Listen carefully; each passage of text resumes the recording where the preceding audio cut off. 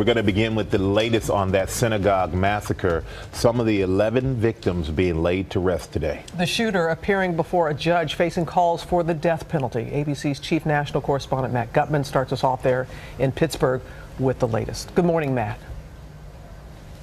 Good morning, Robin. That shooter was wheeled into court. He's accused of dozens of crimes, as you mentioned, those felonies. Now, in that courtroom, he seemed chillingly unfazed by all those counts against him. That as investigators are still trying to unravel what caused him to snap. The man who allegedly turned a quiet Sabbath into a massacre pushed into court in a wheelchair. Robert Bowers, who'd been shot multiple times, was arraigned Monday, charged with 29 federal counts, including hate crimes. Law enforcement sources telling ABC News Bowers had amassed 10 guns and brought 4 of them to the synagogue, all of them legally purchased. Those bullets tearing through worshipers that quiet Saturday morning, and the police who responded. Trauma surgeon Dr. Keith Murray is also a SWAT team member. We've already had 2 officers shot, and we're already getting reports of dead on scene. As his team moved into the lower sanctuary, they found an elderly woman shot in the arm, clinging quietly to the body of a friend. She was just staying with the body? Mm-hmm. And so, we kind of,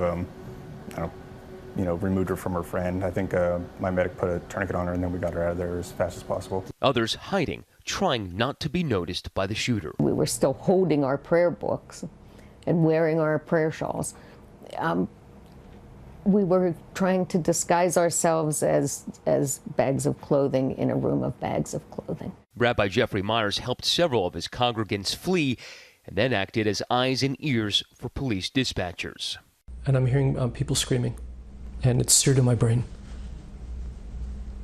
I can't erase that tape. Upstairs, the shooter blasting away at SWAT officers and spouting hatred.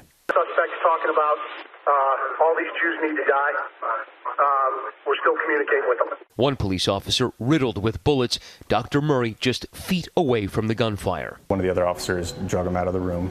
Someone else removed his armor, took his helmet off, and they carried him down the stairs. So in between him getting shot and him getting handed off to us, 20 seconds. It was amazing. Officer Timothy Matson suffered injuries to his legs, arms, and head. So if we weren't there, there's no doubt in my mind he'd be dead. Rabbi Myers also thought he would be dead, until finally the SWAT team found him. How grateful were you to see them when they came in? Immensely. I really thought I was dead. I was gonna hang up my cell phone and make a video for my wife in the hopes that maybe they'd find the cell phone. Now, in Judaism, you're typically supposed to bury the dead as soon as possible, Robin, but we're told that funerals here in Pittsburgh will last all week long. Rabbi Myers told me that there are so many to bury. He's only one rabbi and can only do 2 funerals a day. Incidentally, Rabbi Myers is one of the people who will meet with President Trump later today. But Matt, there are some people who are asking for the president not to come at this time, including the mayor of Pittsburgh.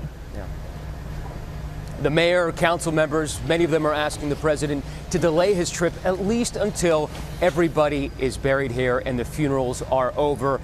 But there are others who say that he is welcomed. Still, it is the president's initial reaction to the shooting that seemed to focus on putting armed guards in places of worship like that synagogue behind me, instead of focusing on sympathy that seemed to upset so many people here in Pittsburgh, Robin. That's understandable. All right, Matt, thank you.